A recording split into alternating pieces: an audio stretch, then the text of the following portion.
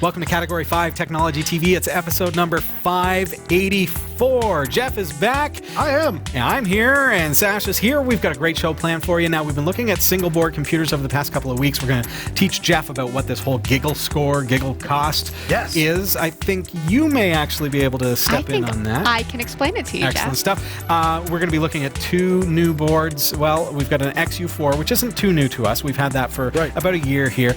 The ODROID XU4 is an 8-core single-board computer with 2 gigs of RAM. Then we've got the NanoPi M4 with 4 gigs of RAM, gigabit Ethernet, 4 USB 3 ports, and it's got 6 cores as well. We're going to be comparing those, learning the giggle score, and seeing how they stack up against our top winners from last week as we compare in this battle death to the death of single-board computers.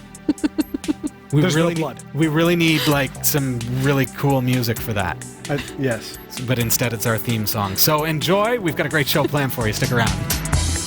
This is Category 5 Technology TV.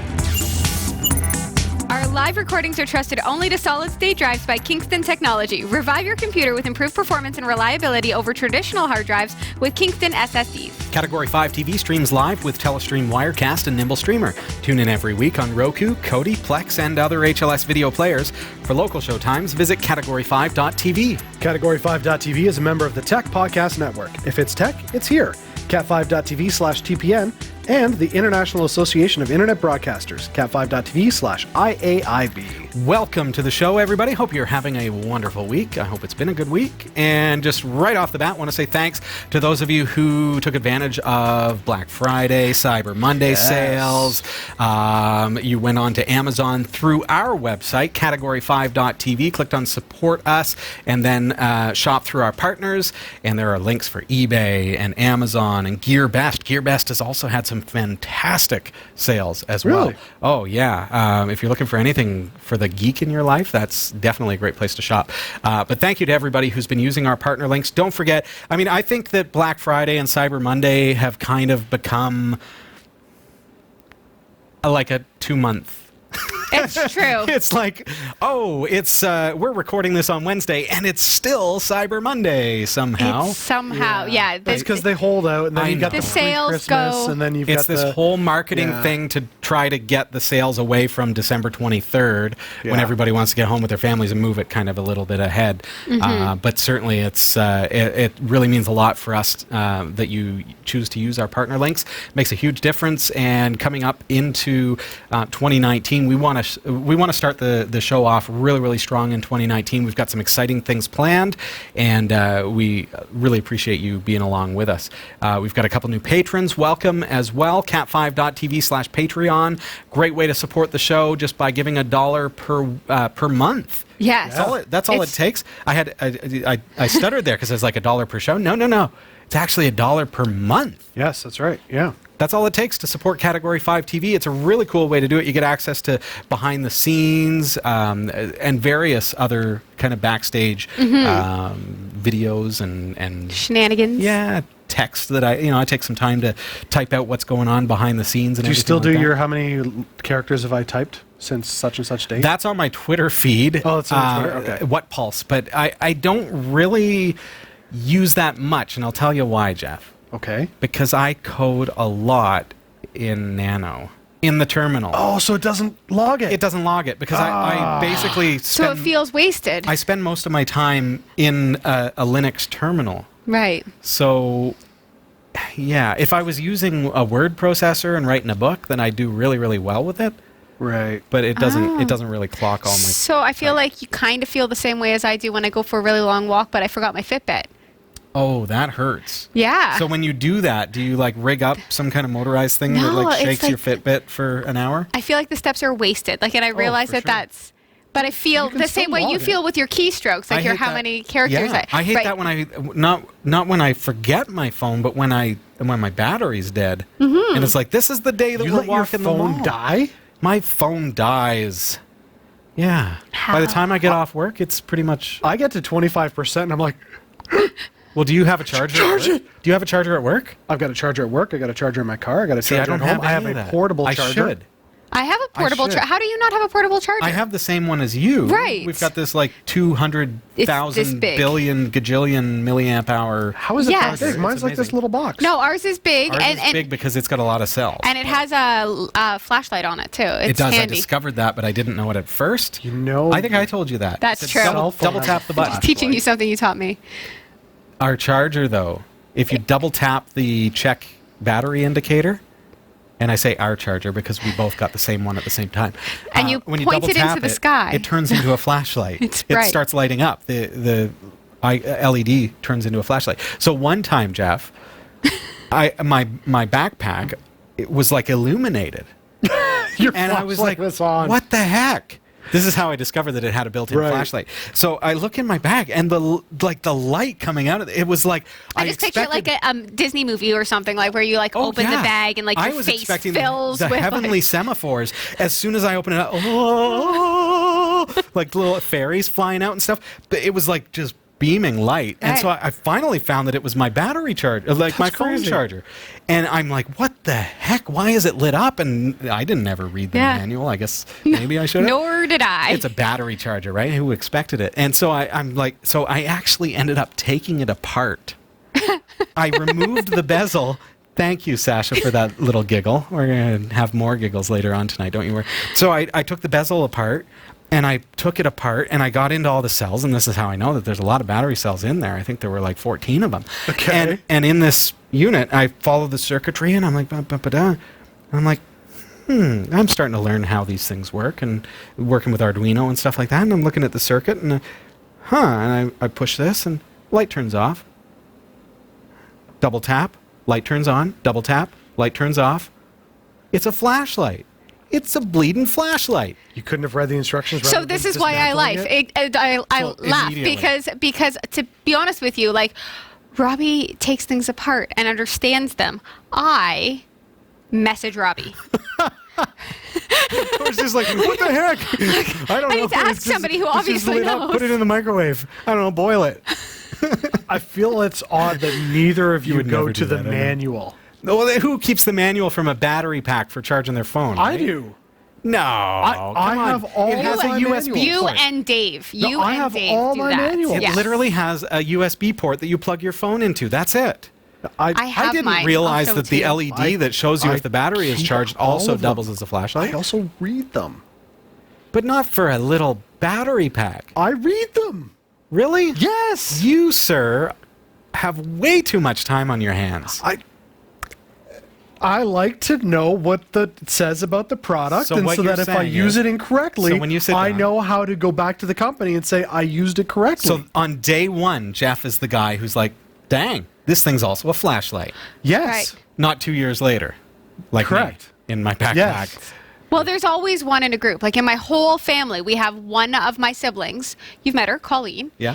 She is the rule reader for all games. Right? So Yeah. if we Oh, want to play a okay. game, she already knows Oh, the board rules. games and Yeah, for stuff. board games. Okay. She knows it. You She, gotta like, have one of those. Yeah. There's one. So Jeff is the reader of the manual. So if we have something, like for example, we have the same boogie board sync, right? Yes. If I have a question, I know that you're going to know the answer. I still have the So you manual don't with have- my. You don't have to read the manual. I don't. My No. boogie board sync manual is still with my boogie board. I carry it with me. You read it while you're driving. No, Ask just what so to that do it's if there. you Stop, accidentally Jeff. drop it and the power button sticks in there. First off, don't drop it. Oh dear me. Okay, how has everybody's week been? Any new technology news? You've been away for a few weeks. Yeah, I've been away for a few weeks. What's new? On the tech front, I used an app for hunting. Really? Revolution- What? I don't know how I feel about I this. used What do you an mean app how? for. When I hunt, I like the old school way, like actually walking into the bush and paying attention to the wind, feeling it on my face, all that kind of stuff. And Yeah, your whiskers. yeah. Oh, I feel my whiskers rustling this direction. The deer are coming from No, over there. no, they were frozen. I couldn't move my mouth. It was crazy. I sent a picture to my wife. It's like just white because Oh, it was yeah? all ice. But no, I used the group I was with. I used an app, so we used GPS location for all of us, so we knew where we were. So each that- hunter knew where they were. that's correct. So we Neat. knew each other were, so that if we're traveling into an area of the bush that somebody hear else is, I noise. know where they are. Yeah. We know it's the difference between man versus beast. The bright orange jumpsuit that you were wearing. couldn't have Shockingly, helped. how thick the bush was, you don't always see it till the person sneaks up on you. Oh really? Okay. but I also used it for tracking all of the tracks, the different type of animals that we saw, and it really changed the way the hunt went to the point that we were able to say, okay, deer's going to come out here, let's push it this way. We did so. 5 minutes later, bang. I'm really disappointed. When he said he was using technology on the hunt, any Unreal Tournament Game of the Year edition fans here? Yes. Any? Not me. I pictured a Redeemer. I did not. I did not have a Redeemer. No, no. I actually wanted the meat. So, but no, it was neat using the app. That's cool. It absolutely changed the way we hunt, and so now I have an accurate real-time picture of the entire 7 days of the hunt. So that next year when we go back, we can see if there's same location. Same location. If the migration patterns have changed. Oh, if the trails are still the same. Things have really changed. Yeah. Wow. It's kind of neat. That's really wild. So that's But for the fact that I'm vegetarian, that's a cool story. Yeah. Yeah. I'm surrounded I by just I want you to even the playing field and give the deer a phone as well. a rifle. Run, Jeff, run. Fair enough. No, I will Deer say is completely plastered with I ammo. will say the predators were a big problem this time, though. Oh yeah. Oh yeah. Yeah, we were being stalked by the wolves and the coyotes. And Really? they were so prevalent. Yeah, it was Wow. nuts. So, But technology somehow found its way into that. It did, yeah. Interesting. yeah, That's very cool. yeah, it was a lot of fun. It really changed the way we do the hunt. Interesting. How about you? excited. Anything new? Not really, except perhaps that project. Where I thought to myself, "Oh, Cat 5, I've got this. I'm in school and I have a project due in a week and a bit, Nice. where I have to do a 60-second commercial about myself." Oh, if only you had access to the resources that are required to And create a commercial. The classroom was a buzz with, "Oh, how am I going to do this and stuff?" YouTube And I thought, would tell you that this is a whole hour of commercial. right, YouTube would say that, and thank you, YouTube viewers. We'll throw in a Ginsu knife. So all I'm gonna do is throw my commercial in the teleprompter, since I'm a seasoned teleprompter there you go. reader. Yeah. Fantastic, And that's fantastic. it. Next week I'm gonna be ready with my homework, do a quick commercial about me, and then bam, It's done. kind of fun as volunteers here at Category 5 TV that we can utilize the resources and come in and do personal projects and stuff. So are we going to get to see this? Is this something that you're going to release maybe to the patrons? Well, why not? through I the mean, vlog? Hold on, Who hold on. knows? It's a 30-second commercial. I think she 60 should... seconds. 60 Whole seconds. 60 I seconds. think she needs to pay for the airtime. Oh, there you go. except that it's a commercial. Okay, so I'm in school to be a PSW, personal support worker, which is sometimes called, I think, a home assistant. I don't know. There's lots of names for different. PSWs. Sure. Yeah. Yeah. So this 60-second commercial is about why, a little bit about me and why I should be hired by you, the viewer, who I guess is also the interviewer. Remember that year when we dressed up as severely old people for Halloween? Should I just whip out that? Maybe you could be a severely what if old person. dressed up as the severely old person that I was during that episode? Yeah. Oh, no. Somehow we could work that in. I'm sensing legal issues. Sasha cares for me. She takes good care of me. She doesn't Yeah, ask how see? I am. She just tells me I'm amazing. So I don't need to ask you how you are. I'll just tell you. I've been working really, really hard on NEMS Linux. Really excited about some of the things that are happening there. We're all familiar with NEMS Linux. It's a monitoring tool for enterprise. So if you've got a server's hard drive that's failing, it'll let you know. If you've got internet issues or your website's down, it lets you know. It's basically designed to monitor anything Right. and alert you, the administrator, as to something going on. You can go to nemslinux.com to check it out, but NEMS 1.5 is coming out next month.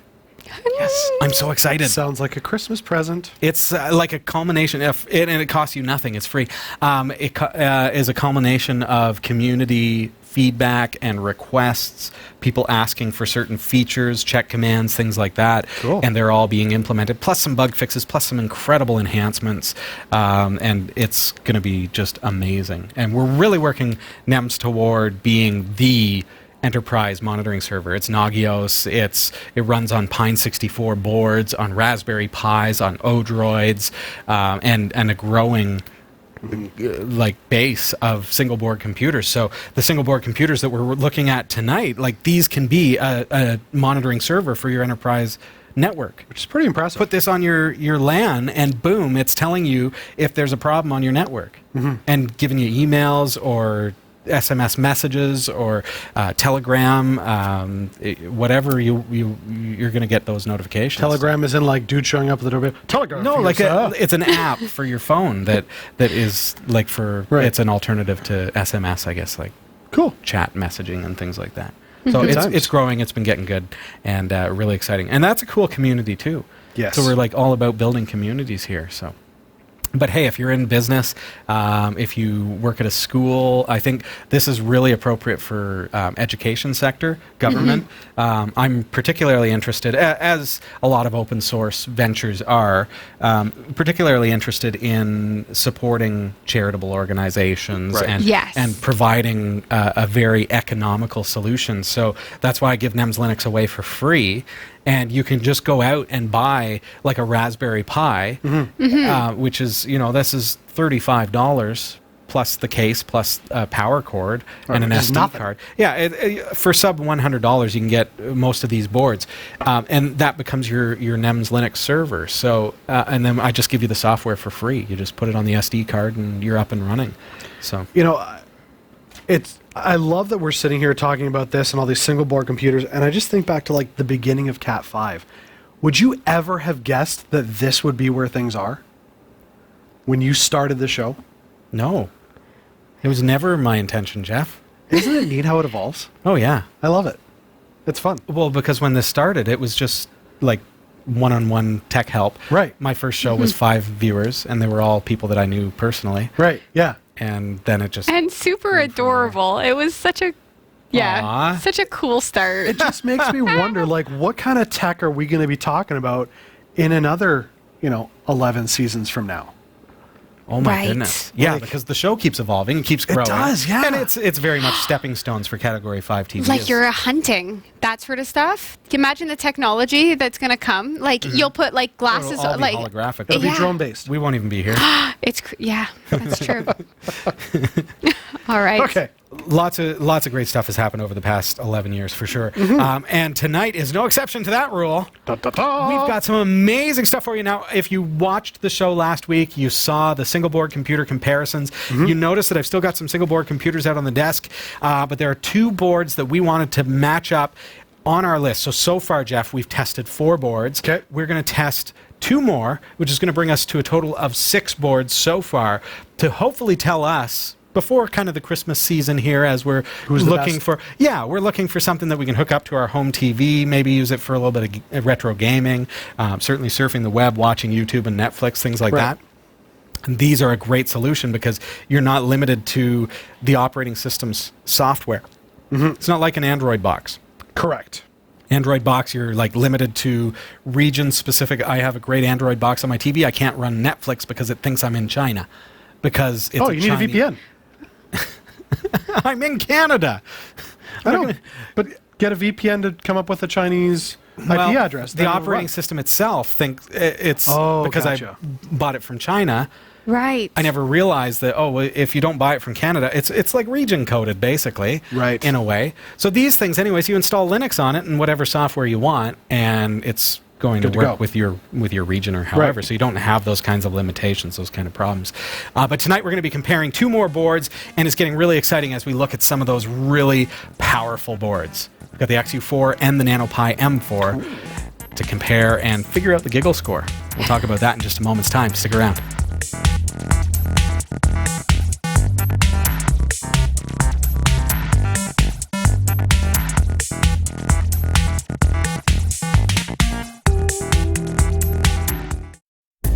Whether you shop on ThinkGeek, GearBest, B&H Photo Video, eBay, or Amazon, or even if you want a free trial of Audible, you'll find the best deals and support the shows we produce by simply visiting the shopping sites you already frequent by using the links on our website. Visit category5.tv/partners for the full and ever-growing list and help us create more free content like this show. Thank you for shopping with our partners, and thank you for watching.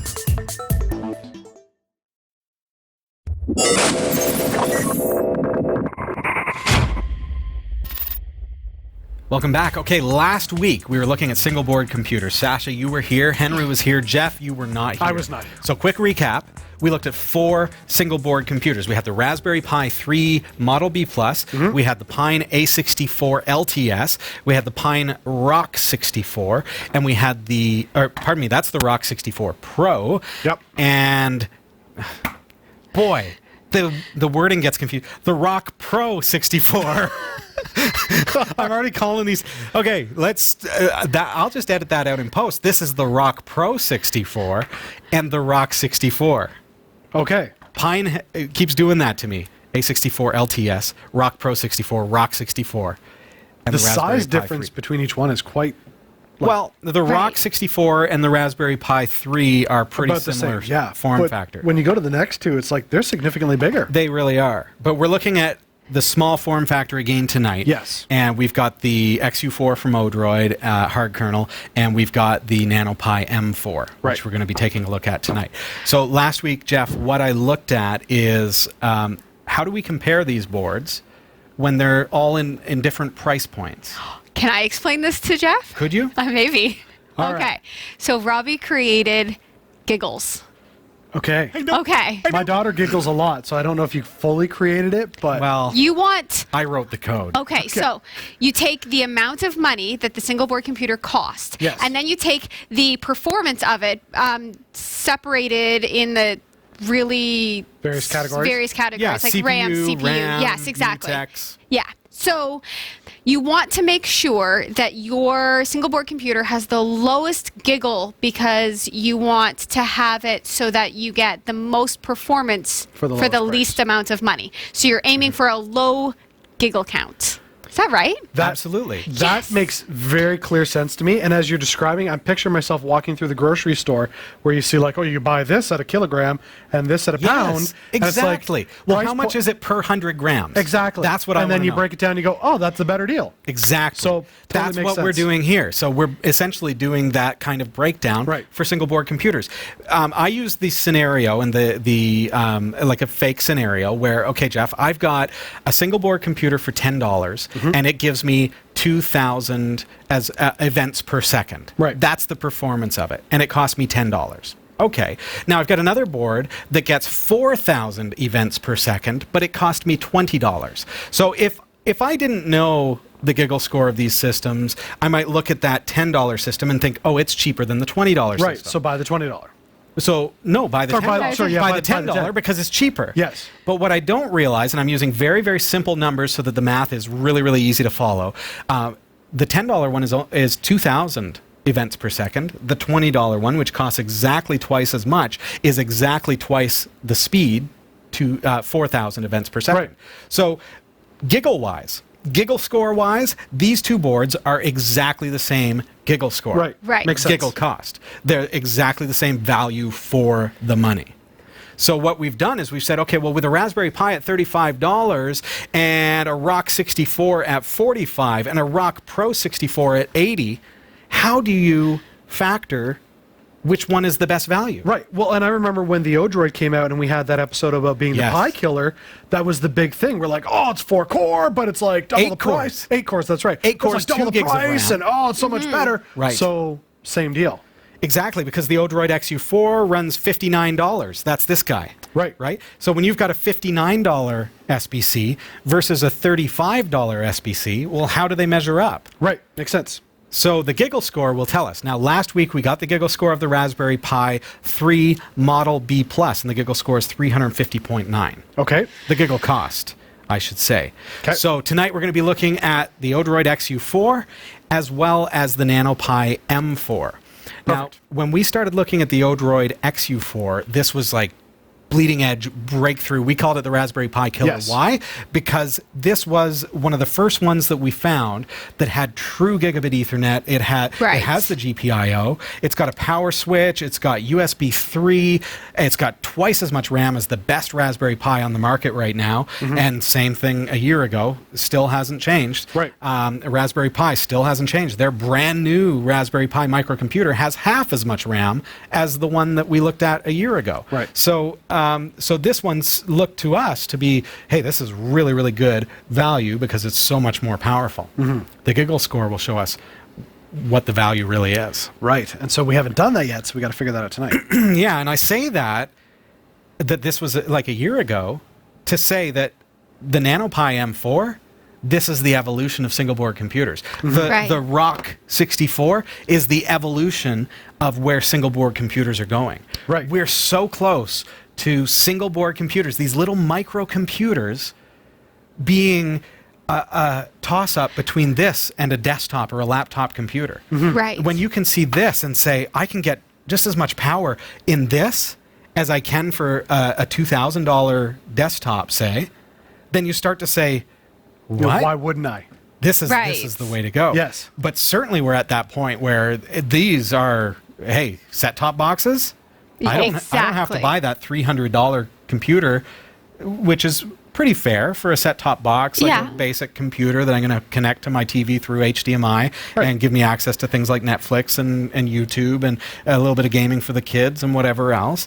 Or I can do this, the NanoPi M4 for $65. Right. Which makes sense. Which has 6 cores, it's got 4 USB 3, it's got up to 10 gigabit Ethernet, it's got integrated gigabit Ethernet, but it's also got the GPIO that you can connect 10 gig. It's got all kinds of other stuff.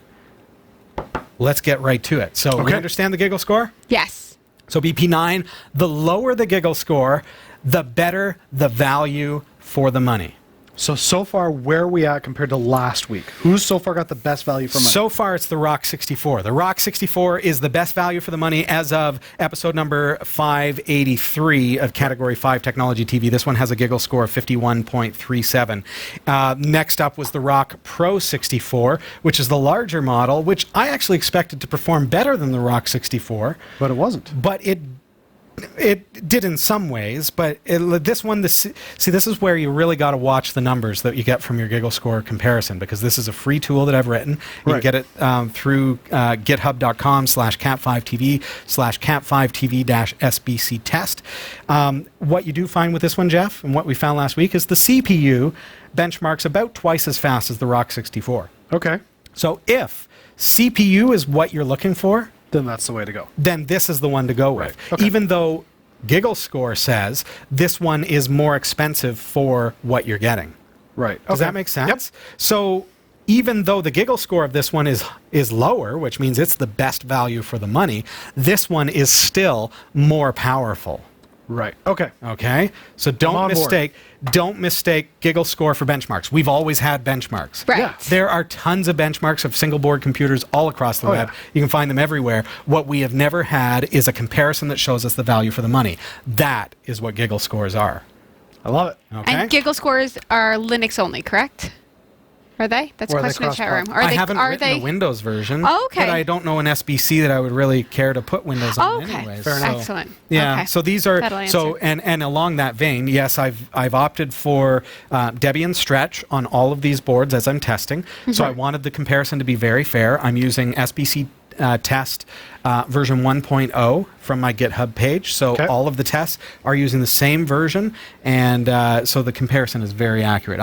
I've even gone so far as buying several of the same Kingston micro SD cards, Okay. so that I/O-wise everything is exactly the same. Right. Makes sense. All right, so we've got the XU4Q. This is from ODROID. This one goes for $59. Okay. We've got these. We love them. They are powerful. They are awesome. And then we've got the NanoPi M4. The NanoPi M4. Let's get in on these so you guys can get a little bit of a closer look. I want to show you. Now, I know you can't see the board here because I've got this in a case, but I do love it. The XU4Q. It's got gigabit Ethernet. It's got USB 2 there, but on the other side here, we've got 2 USB 3s. It's got a giant heat sink sticking out the top. At least I thought it was giant until I saw the M4. It does have a power button, which you don't get on a Raspberry Pi. I do like that. Other side here, let's see what we got. It has eMMC as well, which is kind of cool. On my case, it's covered, but there's a switch here that changes on this side here. This changes whether you're booting from SD or eMMC. We've got an SD port here, and that's where that goes. A full-size HDMI And that's pretty cool. So that's the XU4. Now let's look at the NanoPi M4. So that's what it looks like. We've done an unboxing on the show if you want to learn more about it. It's a little bit interesting in that, first of all, the eMMC is a different kind of interface. So this is the eMMC port, but you have to have the special kind of card in order to operate that. It's not going to take my standard eMMC. Power for this one is not a barrel connector like it is for the XU4. It comes in on an OTG or USB-C cable. And this is what's interesting here too. So when we're looking at price, we also have to factor in things like, okay, well, true, you're going to need a case for stuff. This one, I've just got it on the heatsink. But this one, you're going to need the heatsink. Yes. Another $7. You're going to need a power cord. But what's crazy about this one is it needs 4 amps. That's right. Yeah. So 5 volt, 4 amps. Good luck finding a power supply. What I did, Jeff, is I took a 600 watt ATX power supply. Okay. I adapted that to USB, 5 volt, 120 amp. Okay. 120 amps. Plugged in USB-C cable, ran that to the USB-C input port on the NanoPi M4, and 120 amps was more than enough to power this bad boy. I'm going to say that most people aren't going to go that route. No. I also had the thought today that you could get like a laptop power adapter. Right. 19 volts, probably about 90 watts, which is 18 amps. And downstep that, get a downstep converter to take that down to 5 volts. Then you've got an 18 amp 5 volt power adapter. Right. And then you just have to adapt it to USB-C. For example, like I've done here. Or, of course, you can just buy a USB Or there's that. 4 amp. Yes. But they're hard to find. I couldn't believe. I'm surprised did it not come with one, though? No. I mean, a single board computer, you're buying the circuit board. You're buying the board. And then all of the accessories that you want in addition to that. So you can't get it as a kit. Like I haven't I know with seen the it as a Raspberry kit. Pi, it's got kits. Raspberry Pi, like Cana Kit, they are I a love company. CanaKit. Yeah, me too. And they have put together a kit and they're selling that kit. Right. Okay. But that's them doing it. It's not Raspberry Pi doing that necessarily. It's Cana Kit doing that. So do keep that in mind. So this one, I mentioned the heatsink. This M4 has a honking huge heatsink. Yeah, it's look massive. at that. Yeah, and we found out that this is actually 1/4-inch threaded, so you can put that on a tripod, Jeff. I guess, though, you could create some kind of mounting apparatus to do a really cool kind of rig. Interesting. That is kind of neat, but huge honking heatsink. So let's fire these bad boys up. I want to see how these perform. Now, the reason we're putting these two head-to-head is because we understand these two boards to be really, really high performance. Right. These are not Raspberry Pis. These are like the performing boards. These are the ones that we really expect to do well. Yes. XU4 with 8 cores, 2 gigs of RAM. The NanoPi M4 with 4 gigs of RAM, 4 gigs of RAM, and 6 cores. Right. Okay.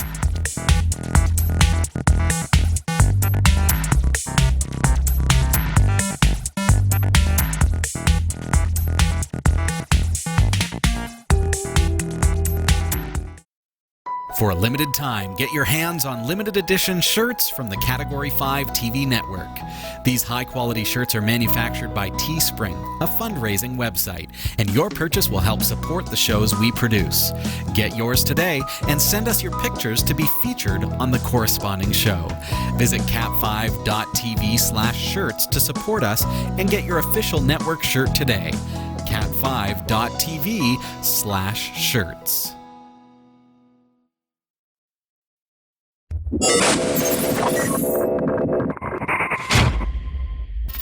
Okay, so on your left, we've got the ODROID XU4. On the right, we've got the NanoPi M4. Head-to-head, let's go. All right, the value is $59 on the ODROID XU4. The M4 is $65. So the test is going to tell us the value there. Wow, CPU's already done for the CPU benchmark on the NanoPi M4. And that score is not too shabby. 3,063 events per second. That's higher than our top runner, the RockPro64, had 2,897 last week. And it's already done. We haven't even finished the CPU benchmark on the ODROID XU4. That's surprising. Okay, so let's look at the NanoPi M4, which has an incredible giggle score. Can you guys see that? 50.6. 50.6 puts the NanoPi M4 into the first place spot, and the NanoPi M4 is now rated as our top performing board, but also the best giggle value. So the best value for the money. On the left-hand side, back to the ODROID XU4, which was screaming about a year ago, 481.1 giggles. I'm going to give you the breakdown. So that puts the ODROID XU4 at a very poor spot as far as giggle value. Right. What that tells us is that dollar for dollar, the value of the XU4 is actually kind of bad. at $59 US. Okay? So let's look at the specifications. I mentioned the NanoPi M4. The CPU result is incredible. I mean, just awesome. Twice that of the Rock64, which was last week's winner. Okay, moving along to RAM results here at $65. We have a result of 847,368 events per second, which has a fantastic giggle score. The Mutex value, 19.83 events per second. And again, the giggle cost is only 50.6. 50.6. That is great. Keep in mind, the Rock64, which really impressed us last week, was 51.37. Right. Pretty close. Pretty close. So we can look at this. So the value for the dollar between these two boards is almost identical. Right. These are our top two right now. So does one have something that the other doesn't? Yes. Oh, good. And that's why comparing the giggle score to the actual benchmarks that is provided by the software is very important. So let's look at that. They're almost identical as far as their value for the money, the giggle score. Right. 50.6, 51.37, both very good value. This one, right here, the Rock64, can perform 1,422 events per second on the CPU based on last week's test. Yes. Okay. This one just now, this is the NanoPi M4, 3,063 events per second. So 3 times. Twice as, almost 3 times. Wow. Incredible. Pretty significant. Yeah. So same value for the money. Yes. This one is significantly more powerful. That said, price-wise, so now let's go back to comparing. This one's $45, this one's $65, right? Right. So we look at that and we say, oh, well, this one seems like more value, but we know from the giggle score that they're actually about the same value. But this one is significantly faster. So you're paying an extra $20 and you are actually getting more performance. Perfect value for the NanoPi M4 at $65. Absolutely perfect value for that extra power at $20 extra. Okay. Versus the PINE64 Rock64. Both fantastic boards. This one, unbelievable. Absolutely impressed. That was quick. Yes. The ODROID XU4, on the other hand, didn't do too well. Only 261.179 events per second on the CPU. Significantly lower than any of the other boards that we looked at, except for the Raspberry Pi Model 3, or the 3 Model B+. See, I would have thought the ODROID would have been screaming. A year ago, when all we had was the Raspberry Pi 3. Now, keep in mind, I tested the Raspberry Pi 3 Model B+. This wasn't out when we got the XU4. Right. When we got the XU4, it was against the Model the Model B. Correct. Yes. So it probably performs even less than the B+. Okay. I would love to see the giggle score for like the Pi Zero. Oh man, we just don't have time. Ain't nobody got time for that. That'd take weeks. So keep that in mind. So this is not the newest board in the universe. Okay. Right. But it did still perform 100 and some odd, 140 events per second more than the Raspberry Pi 3 Model B+. Right. On the CPU. RAM-wise, 363,577 events per second. So pretty poor compared to the Raspberry Pi. The RAM is in fact slower. So that's good to know. And the Mutex result at just 13.237 events per second. So again, the giggle score on this one is 481.1. So that tells us that this one is the worst value for the money right now. Does ODROID so have anything coming out that might be better? Yeah. Yeah? We'll get there. We'll get there. We're not going there today. Okay. But it's coming. Stay tuned. It's coming. Yes, absolutely they do. They absolutely do. Good. They need it at this. Yes. So very interesting to see that in reality. Like, that's the reality of it, folks. So our top boards right now, the NanoPi M4 is in first place, the Rock64 in second place with a very close giggle value. So the value for both of these boards are exceptional. The Rock64 is $20 cheaper, so you're going to save some money, but the value of both of those boards are pretty much identical. The Rock64 or the RockPro64 is our third, and we're just going to talk about the top 3 from this point forward and eliminate the rest. So there you go. Get the giggle score of your single board computer by going to github.com/cat5tv/cat5tv-sbc test. And you'll be able to get that free software for Linux. And do test it against the same software base as us, which is Debian Stretch. That'll give you the best, most accurate results. I/O doesn't matter. It doesn't test against the I/O, so you're not going to affect things if you have a slow SD card or a fast eMMC. Doesn't matter. Right. That won't affect your giggle score. Let us know your thoughts. Has this been surprising for you?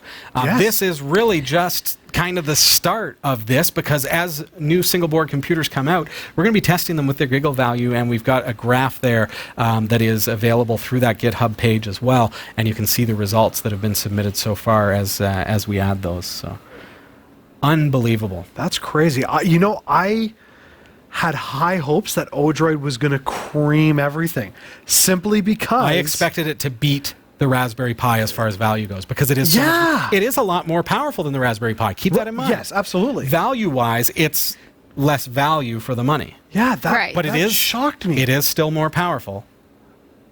So do keep that in mind. But now, the M4 and the Rock64 blast even the XU4 out of the water. Like, here it's we are in amazing how 2018. quick things change End in of 1 year. 2018 when we're doing this. Yes, exactly. And we're going to see over the next year now. We're getting really, really excited as PINE64 is working really, really hard to bring out new devices that are really, really exciting. Can't talk too much about it. We've got other vendors. ODROID, yes. They're Awesome. bringing out another board. They've got another board available right now, and more devices coming out from all different vendors. NanoPi is getting me excited right now. There's a lot of great competition out there. That is and they're pushing the envelope. cool. All right, we've got to head over to the newsroom. Sasha, what do you have for us tonight? Well, here are the stories we're covering this week in the Category 5.tv newsroom. Google has been accused of disregarding European data protection laws when it tracks users' locations. A cache of Facebook documents has been seized by MPs investigating the Cambridge Analytica data scandal. Google's making it easier to connect Bluetooth headphones to Android phones. And the U.S. Space Agency NASA has landed a new robot on Mars after a dramatic 7-minute plunge to the surface of the red planet. These stories are coming right up. Don't go anywhere. This is the Category 5.tv newsroom, covering the week's top tech stories with a slight Linux bias. Jeff Weston, Yeah, man. you're building a brand new, beautiful website, What? aren't you? No. Am I? Oh, you're a terrible actor. What? This is where acting comes into play. Oh, I didn't know we were acting. You're supposed to act. Okay, fair enough. All right. Yeah, I'm building a really cool website. Are you building a really cool website? Just because Jeff is confused doesn't mean you have to be. Visit cat5.tv/dreamhost to sign up for unlimited web hosting for your website with unlimited email accounts, MySQL databases, the latest version of PHP, WordPress, and more, and even a free domain name registration. It's less than $6 per month, so sign up today. cat5.tv/dreamhost. I'm Sasha Rickman, and here are the top stories we're following this week. Google has been accused of disregarding European data protection laws when it tracks users' locations. A coalition of 7 consumer organizations is filing complaints with data protection regulators over Google's tracking system. The complaints draw on research by one coalition member, which alleges people are forced to use the location system. Google said tracking was turned off by default and could be paused at any time by users. In a statement, the coalition said that Google used deceptive practices to make people turn on its different tracking systems. Consent, it said, was not being freely given. In addition, it alleged Google did not give straightforward information about what surrendering the data entailed. The statement warns that this location data could give deep insight into someone's lifestyle, including their religious beliefs, political activity, health, and sexual orientation. Organizations in the Netherlands, Poland, Greece, Norway, Slovenia, Sweden, and the Czech Republic all plan to file complaints to their local regulators under Europe's General Data Protection Regulation. The 7 organizations are members of BEUC, an umbrella group that represents and lobbies for European consumer advocacy groups in Brussels. In response, Google said location history is turned off by default and you can edit, delete, or pause it at any time. If it's on, it helps improve services like predicted traffic on your commute. Okay, fair enough. Fair enough. Yeah, you know, I use my Google location and I love it, but I also That's the thing. But I also see it's tricky, right? Like Yeah. if you didn't want your everyday movements to be tracked, then you would turn it off and you would think turning it off would be fine, except that I'm sure that there is a little bit of trickery in the fact that when you want to use something, it kind of makes you have to turn it back on, right? Oh, sure. Yeah, and that's the thing. Like when you turn on your location data, well, what else is happening in the OS level that is tracking you? For me, though, I love that, say I lose my phone or someone steals my phone, I can track it down. I Right. can find it. But I understand that the caveat with that is that Google Yeah. or Google's partners, I guess, can also figure out where I am and what coffee shops I frequent and Oh, yeah. where I am standing right now and those kinds of things. But does that bother me? It's such a hard thing. Like, we're in that world right now. Right. Maybe it doesn't bother me because I am pretty much everything about me is very socially accepted. Right. So I am not in a situation where I am affiliated in some way with something that isn't like I'm not trying to hide where I'm going ever. Like Sure. ever. Like everybody knows 100%. But you like privacy when you're, you don't, Yeah. like it's the whole Big Brother scenario. But is our fear of the technology based on the movies that we've seen? Is it based on the thought that the government, and there are regions of the world where the government is malicious in using this kind of data? I Or joke. do we need to be more careful? Do we need to wise up I and don't say, you know. can't do this? I joke with my friends that if I ever go missing, they'll know the moment I was taken because I have my Fitbit on me all the track it. time. Yeah. And I have my phone on me all the time. Like there's no way, say, and it's not probably not going to happen, but let's just say I got kidnapped and I dropped my phone. I still have my Fitbit, Right. right? And does your Fitbit connect, it though, it without connects the phone? You need via the phone. GPS. Does it have GPS? Yeah, my Okay, so nice. no Maybe one of those matter fancy ones. I know. Yeah. No matter what, I am going to be found unless the person who kidnaps me says, "Okay, take off all your tech." Yeah. Right? But by So- then we'll have chips in our that's brains. true. What are your thoughts on this? Because you always have a good opinion. Yeah, that's true. Well, I kind of feel like you guys are missing the point on this one. What is the point, Jeff? Like you're talking about the services that you use and whether you would use them or not. That's not what this is about. This is about the fact that using said services is providing unintentional information to the company. To Google. Right. Right. So But that if- information, I can then tap into it. I can use Google's Locate My Phone service to find where my phone is. Right, but what it comes down to, and I mean, I'm actually in the middle on this one. I don't know how I feel about the complaint because on one point, their argument hinges on the fact that they're saying it's not forthcoming as to how you're using location services data that Google's collecting Okay. from you. I'll give so them that, I sure. get that. So makes sense. But at the same time, you know that if you turn on location services for a single app, you are turns it on for giving the OS, yeah. Exactly. So I think the issue here is not about what apps you like to use. It's Okay. the fact that the software itself does not compartmentalize the services that are being used.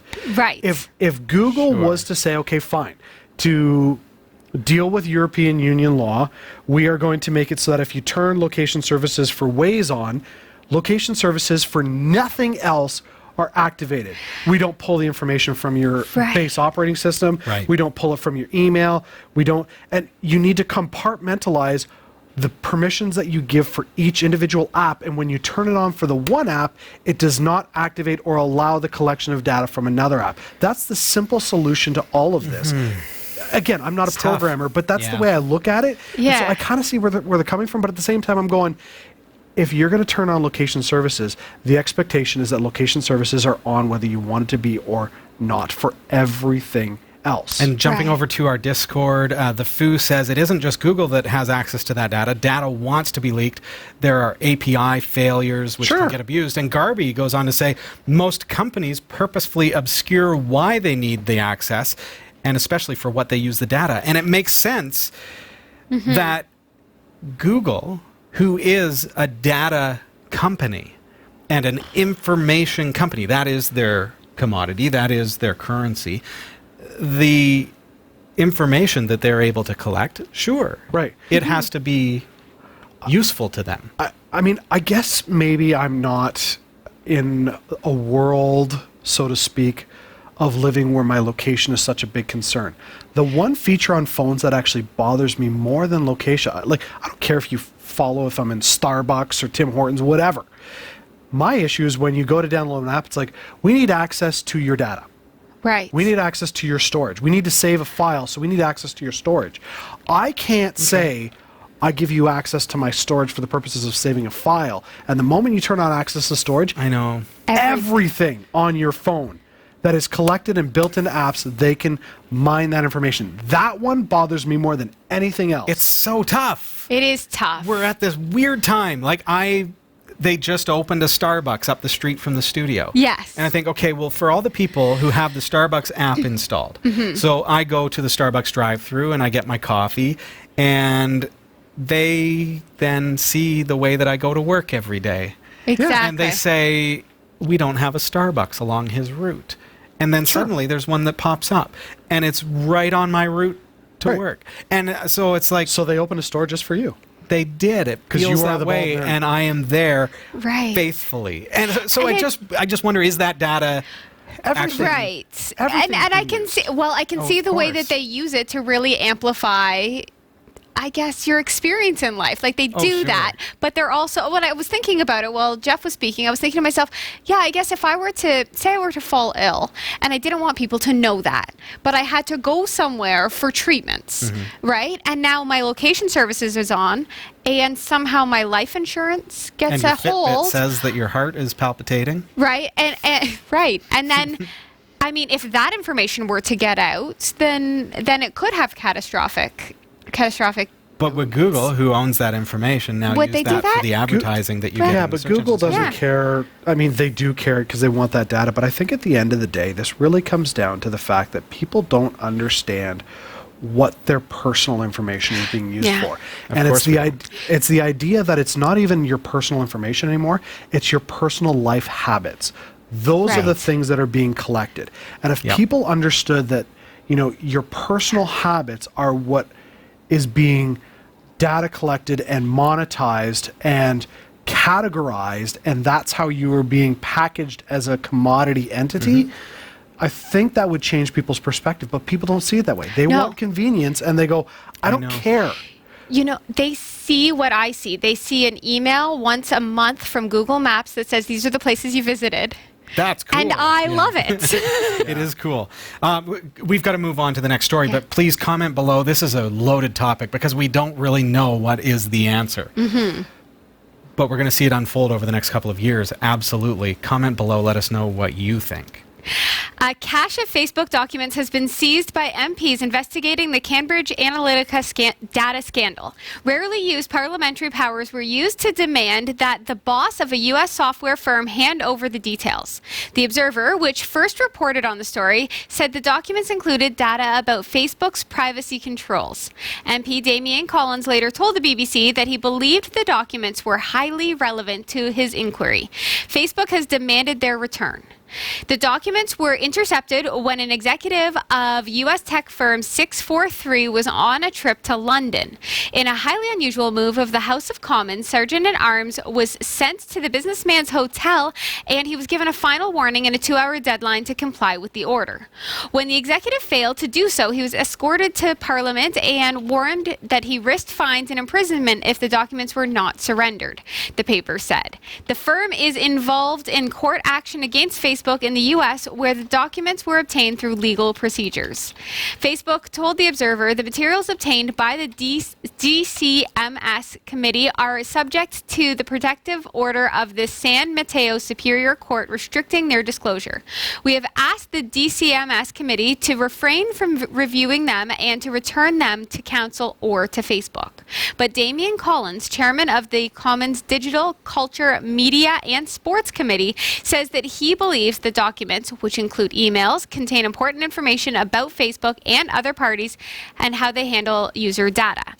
Facebook and its founder, Mark Zuckerberg, have faced intense pressure over the social media giant's use of personal data and the spread of fake news. Last month, the UK data watchdog fined Facebook £500,000 following its investigation into the Cambridge Analytica affair. Facebook has appealed against the fine, claiming that the watchdog found no evidence that the UK users' personal data had been shared inappropriately and that the penalty was therefore unjustified. Talk about topical, considering the conversation that we just had. Yeah. Right. But to think that they showed up at the guy's hotel room and said, you need to relinquish those documents that you're holding in that their locked briefcase, or else. Mm-hmm. I could go on for hours about this one. We just don't have the time, Jeff. You're right, we don't. I think in this scenario, I mean, put the paperwork aside. I think, I'm not supporting Facebook or coming to the defense. I think they are the technological whipping boy right now. They are being made an example. 100%. I think somebody who has, or somebodies have gone after Facebook and said, you are the easiest target to hit on this one because they've been so open about it. Right. You look at Google, you look at Amazon, you look at all these other companies and the information that they're mining from you, and all the stuff that's being used to monetize you as an entity, and they are more back behind closed doors about it than Facebook, who's like, yeah, you know what, we upgraded our security settings. Now you're completely public unless you say don't. I mean, they changed the whole collection of data. They were the front runners on this like 15, 16 years ago, whenever it was that they came out. I think they're the whipping boy on this one. They're being taken for an unfair shake when at the end of the day, this is a massive issue that goes beyond Facebook. Yes. And I do think they're going to, the political entities amongst the world are going to continue to hound Facebook until it drives it into the ground. Certainly had a big impact on user base, stock. People are dropping Facebook like it's hot. Well, it was the last straw for me. The Cambridge Analytica scandal was really like that news story happened at exactly the time I stepped back from Facebook. Yeah. It's like the Foo sang about how data is just longing to be exploited and stolen and used illicitly. Mm-hmm. Yeah, I mean, what happens if one of those companies decides, you know what, screw you. Here's all of our files. It's gone public. Take that, world. Who would do this? No, say it gets, I mean, you want to go conspiracy theory, because that's what this is all about. What kind of information have you got on us? So, say the head of Google calls up, the U.S. government or any other European Union and says, okay, so you continue to push this issue. We're going to have a hack tomorrow. All of your account information is going live on the dark web. Including anything you've ever searched. Right. Ever. Here's the thing. These companies own us. They own us. There's no way you're going to get out of it. And the amount of dark secrets that people have that they'll try to hide because it's like, I used a privacy filter on my browser. Yeah, okay. That just means it goes into the extra special folder. Exactly. Like, I clear my history. The fact is, we live in a world that is so open, you're not going to be able to control it. I just endeavor to be one of those people who doesn't have anything to hide. I don't. And I feel that's me. Right. But what if something were to happen? But what if something were to happen where then you did develop something to hide? right? Okay, but here's the thing: it's not about necessarily anything to hide. I mean, you look at. I think a while ago we talked. I was talking about a podcast where they did an investigation into Facebook and how many categories that they have. Yeah. And the data. And it's like And 57. we've looked at it. Sasha and I Yeah. downloaded my info. Right. So, but you take that stuff and the way that you use your devices, the way you use your technology, they create profiles about you. Mm-hmm. Anybody gets that information. You might not have anything to hide, but your habits and the way you do things, they can spin it any way they want. Like, the fact is, you just can't avoid it. That's true. Wow, that's dark and ominous. Thank you, Jeff, for that bit of input. Sorry, I'm a downer. The world's about to end. You can't avoid it. Sorry, folks. Well, but that's why I say, like, Right. I think Maybe- Facebook's taking an unfair kick at the can on this one. Like, they're getting beat up. Sorry, Jeff. We're going to move on. I'm pushing buttons. Give them the hook around I feel the like neck. it's Off like stage you go. at the Oscars when they start the where they start the need one of those music, but you know. Yeah. Oh, boy. Google's making it easier to connect Bluetooth headphones to Android phones. Last year, Google announced Fast Pair to make it easier to connect wireless headphones to Android devices, and now the company is taking that tech a step further. Once users set up Fast Pair on an Android device that's signed in with their Google account, other devices that are signed into the same account will be able to Fast Pair as well. This allows Fast Pair to work similarly to Apple's W chip series that also makes it so users don't have to repair their headphones to multiple devices that are signed into the same account.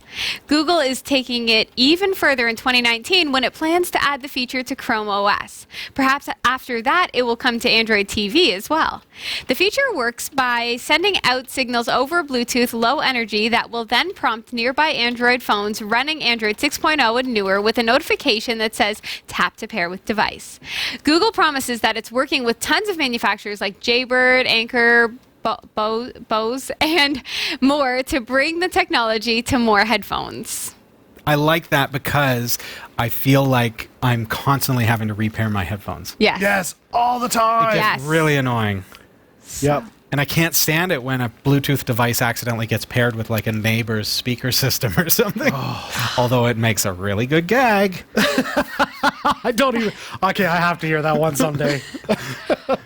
We went to a New Year's Eve party at the neighbor's house down the street, actually quite a distance down the street, and Dave casted to their TV. Yes. Just for the night, like some music videos and Okay, yeah. everything. Well, then he tried to cast to our TV. And it was connected to theirs. And it was still connected to theirs. Now, it was like hilarious and like it was just like another music video or something. But they messaged Dave immediately. They were like, "Are you trying to watch something right now?" Yeah, I've done that in hotels. amazing. Yeah. Because if you're in a hotel where they've got, like connected TVs, I've been watching TV and had people cast to my TV. They pair it to your Yeah. TV Yeah. and they go to the next room. So I'm like, Nice gag, folks. okay, so I know they're a frequent flyer of this hotel. So I'm trying to cast at the same time because like I can connect to That's Plex at home frustrating. and all that. That's So I'm casting my Plex stuff to the TV and, so it's like, no, now I'm going to cast here and becomes this casting battle. So I like this with Bluetooth pairing and being able to sync it to all of my devices. Yes. Right, And just- I'm getting to the point, like I'm building up my plethora of Google devices because it's so handy to be able to use my Chromebook Yes. and my Android phone and interconnect them together. And I've got a Nest at home as well. My thermostat is a Nest thermostat, so I can control that by voice operation from my phone. I can just say the term and say set the temperature to 32 degrees, and it'll do it.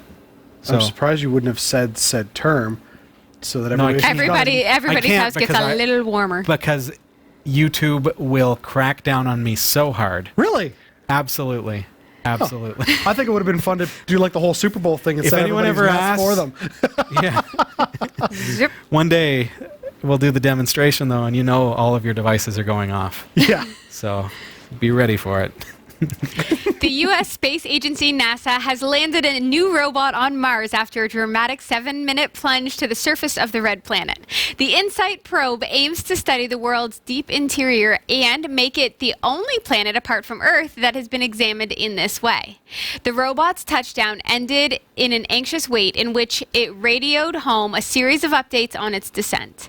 NASA's mission control at California's Jet Propulsion Laboratory erupted into cheers when it became clear InSight was safe on the ground. The agency's chief administrator, James Bridenstine, celebrated what he called an amazing day. President Trump called to offer his congratulations, and the director of JPL, Mike Watkins, said the success should remind everyone that to do science, we have to be bold and we have to be explorers.